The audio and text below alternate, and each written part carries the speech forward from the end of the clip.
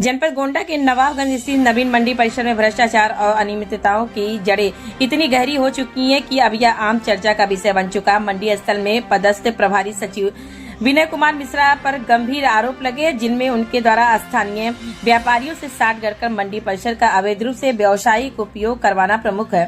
प्राप्त जानकारी के अनुसार व्यापारियों ने मंडी परिसर में अपनी दुकानों के आगे लोहे की जालियां, कमरा नुमा गुमटियां और यहां तक कि कूलर से सुसज्जित ऑफिस तक बना लिए, जो पूर्णतः नियमों के विरुद्ध है। इन निर्माणों के पीछे प्रभारी सचिव की मिली भगत की बात सामने आ रही है, क्योंकि ऐसी गतिविधियां बिना प्रशासनिक सहयोग के संभव नहीं। इतना ही नहीं, सचिव के द्वारा प्रयोग में लाया जा रहा है ब्लोरो वाहन संख्या UP 44 AF 6047 भी विवादों के घेरे में है। यह वाहन रजनीश कुमार के नाम पर निजी रूप से पंजीकृत है और यदि इसमें कमर्शियल या टैक्सी परमिट नहीं है तो सचिव को इसके लिए सरकारी धन से किया गया भुगतान पूर्णतः अवैध माना जाएगा। सूत्रों के अनुसार इस पूरे प्रकरण में सचिव मिश्रा के साथ बोलेरो चालक दुबे, जो कथित रूप से एक आउटसोर्सिंग फर्म का स्वामी भी है, इनकी भूमिका संदिग्ध मानी जा रही है। आरोप है कि इसी फर्म के माध्यम से मंडी परिसर में कई सफाई कर्मियों की नियुक्ति केवल कागजों पर दर्शाई गई है, जबकि वास्तव में केवल 2 सफाई कर्मी ही कार्यरत है। शेष कर्मचारियों के नाम पर सरकारी फंड से धन निकालकर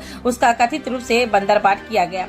जब इस मामले में मंडी परिसर में तैनात एक सफाई कर्मी से बात की गई तो उसने भी अप्रत्यक्ष रूप से इन अनियमितताओं की पुष्टि की है। उसने बताया कि बहुत से नाम ऐसे जिन्हें कभी मंडी परिसर में कार्य करते नहीं देखा गया। सबसे हैरानी की बात यह है कि उप जिला अधिकारी SDM तरवगंज और अयोध्या संभाग के डिप्टी डायरेक्टर एग्रीकल्चर DDA इरा प्रवेश को पूरे मामले की जानकारी होने के बावजूद अब तक कोई कार्रवाई नहीं की गई है। इससे प्रदेश सरकार द्वारा प्रचारित भ्रष्टाचार पर जीरो टॉलरेंस की नीति पर सवाल खड़े कर रहे हैं।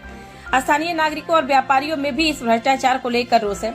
लोगों की मांग है कि मंडी में हो रहे भ्रष्टाचार की उच्च स्तरीय जाँच कराकर दोषियों के विरुद्ध कड़ी कार्रवाई की जाए।